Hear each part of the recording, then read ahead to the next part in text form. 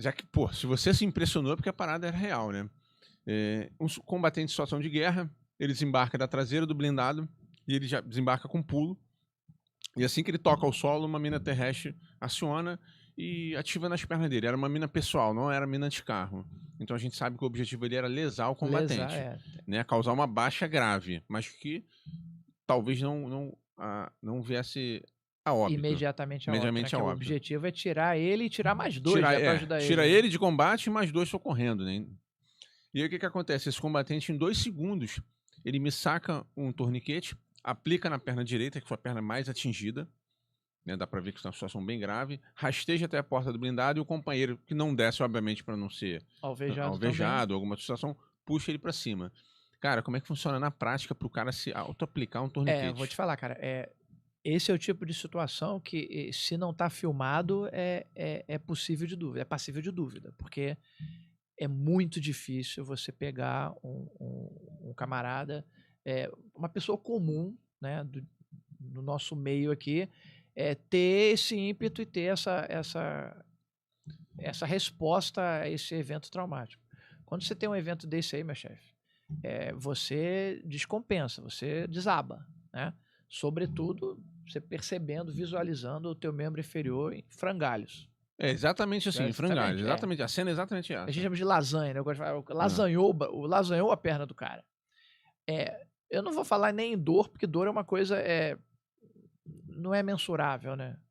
Não sei o que o cara estava sentindo. Mas posso te garantir que o cara tem um treinamento diferenciado. Para ele ter essa lesão, ele conseguisse, vulgarmente falar, autotorniquetar, né? É um camarada extremamente diferenciado. Não consigo entender uma pessoa normal fora né, uhum. de um conflito desse, porque quando você está no conflito, você vira uma outra pessoa, né? Não tem nada que acontece ali é parecido com o que a gente vive normalmente. Nada, né? Tem um colega lá que voltou recentemente desse conflito, que ele fala, é um cara que você teria que trazer para cá, que ele tem muita história, que lá é uma coisa inacreditável. Ele fala que Berkeley, ele mesmo, tá João mais que Berkeley. convidado, estamos só esperando. Lá ele fala que a característica do combate lá é que a Rússia preza muito pela artilharia, né? É uma artilharia monstruosa, intensíssima. Aí eu conversando, né, fazendo um paralelo com o meu sobrinho, que é da artilharia da AMAN, tá? Vai se formar ano que vem, já vai se formar oficial da AMAN. Cadete já tá? Ele é cadete do 3º ano, tá Então indo falta pro pouco, né? 4º ano agora. Falta pouco. Ele fala que, cara, e eles estudam, né? Quando surge um conflito desse, é objeto de estudo deles. E aí ele me falou, antes mesmo do João falar, que a característica da artilharia brasileira é saturar uma área e em torno de 25% de baixas, 25% de destruição total. O que ele quer dizer? Existem equipamentos que o cara satura aquela área ali, 25% daquilo ali desaparece. A doutrina do Sim. exército brasileiro, segundo ele. A doutrina do exército da Rússia é quase 90% de destruição do local. Então é uma aplicação de fogo intensa. É uma monstruosidade. E o que o João falou era exatamente isso. Ele falou, cara, lá pouco tem esse combate que a gente vê de filme de fuzil aqui, fuzil ali. É bomba descendo, é morteiro, é granada, é obus, é a desgraça toda da artilharia rasgando tudo. Então, depois de um certo tempo numa situação dessa, você vira uma outra pessoa. Ninguém vai conseguir me convencer que você volta normal. Você não volta mais um ser humano normal. Então, esse camarada é louvável. Tomara que ele tenha sobrevivido, porque é muito difícil. Eu vejo muita gente em curso, o tal dos cursos de APH, das pessoas que têm muito pouca experiência de rua. Eu já vi uma situação engraçadíssima, né, cara? O cara tava lá no cartaz, você imagina, APH tático. Aí a segunda frase do cartaz do curso é com experiências reais. Aí eu imaginei, mas é óbvio, né? Eu vou ser instrutor de ser policial militar. Eu tive uma experiência real. Como é que é isso, né, cara? Aí ele quis dizer, o cara quis se vangloriar, que ele já tinha feito um atendimento. Falei, ótimo. A gente que tá nessa porra há 25 anos e faz um a cada... Se a gente fizer um a cada plantão, tá muito do pouco.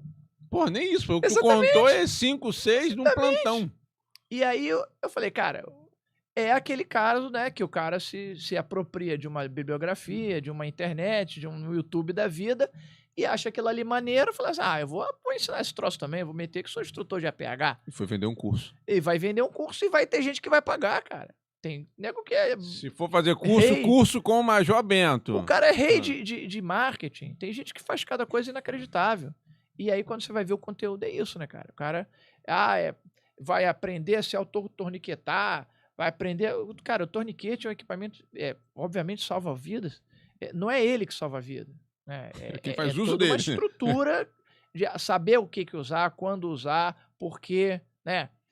Já vi muita gente torniquetar ferimentos que não necessariamente precisava torniquetar.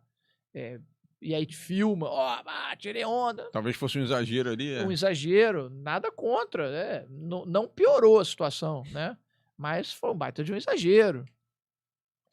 Já vi situações que o pessoal dá muita importância. Nossa, porque o torniquete que não sei o que. Cara, volta a falar, é um cinto. Aquilo ali é uma faixa de um material, um tecido extremamente resistente, com velcro e com como é que se diz? Uma fivela. Você colocou aquilo ali, apertou, aquela haste faz girar para um lado ou para o outro, é a mesma coisa, travou, acabou. Agora, como você vai usar isso aqui? O que você vai olhar numa vídeo e falar assim, cara, esse cara precisa desse equipamento aqui agora. E não adianta esse equipamento. Lembra que eu falo para sempre? O equipamento é o centro cirúrgico. O que vai salvar o cara é o centro cirúrgico. Ele tem que chegar no centro cirúrgico. Então, o torniquete é um equipamento que vai manter a sobrevida de uma pessoa até chegar ao centro cirúrgico. Quanto tempo pode ficar a aplicação do torniquete? Cara, pode ficar o tempo que for, porque não existe a menor possibilidade de você não socorrer uma pessoa em 1, 2 horas, 3 horas. Não tem. A não ser que você esteja num conflito, né? Uma Ucrânia da vida. Aí realmente eu não sei em quanto tempo você pode evacuar um camarada sob fogo de artilharia. Eu não tô lá, não tenho ideia. Mas aqui no nosso meio não existe a menor possibilidade de ter algum tipo de comprometimento vascular, vai cair, vai necrosar, vai gangrenar. Não existe a menor possibilidade de fazer isso. Porque tem gente que faz um escândalo com isso aí, né? Porque é o camarada que quer elocubrar muito para valorizar uma coisa simples. Eu já vi gente falando para não usar o torniquete em hipótese nenhuma. Cara, Não, eu vou falar. Não, concordo. Eu usaria, eu ando com torniquete, eu usaria. Ele já passou por várias situações. Na época do APH, quando iniciou, ninguém usava porque achava que era uma coisa de guerra. Não, isso é coisa de coisa de guerra. Beleza, o Rio de Janeiro tá em guerra. Então já pode usar. Então não tem problema. Já pode usar. Não tem problema nenhum, cara. Ele não provoca nenhum tipo de comprometimento. Usado corretamente. Esse usado corretamente é extremamente simples, não tem nada... Olha, eu tive instrução, eu vi que não é nada... Não é nada daquilo que todo mundo fala. Quando o cara começa a elocubrar muito aquele equipamento ali, é porque ele tá querendo ganhar dinheiro e muito provavelmente ele usou aquilo ali 1 ou 2 vezes e pronto. Não foi. Aquela situação que eu falei do policial militar que a gente foi pegar em Angra dos Reis, ele tava com torniquete. E era um torniquete, olha só agora o que eu vou falar, prestem atenção. Quando a gente visualizou dentro da aeronave, a primeira coisa que eu fiz, a gente tirou o torniquete. Aí ele, não, peraí. Eu falei, meu amigo, calma, tranquilo. Tá tudo tranquilo. E aí ele falou assim, pô, cara, então não precisava do torniquete? Bebe suco de uva? Bebo. Não precisava do torniquete? Eu falei, cara, olha só, continua sangrando? Aí ele, não.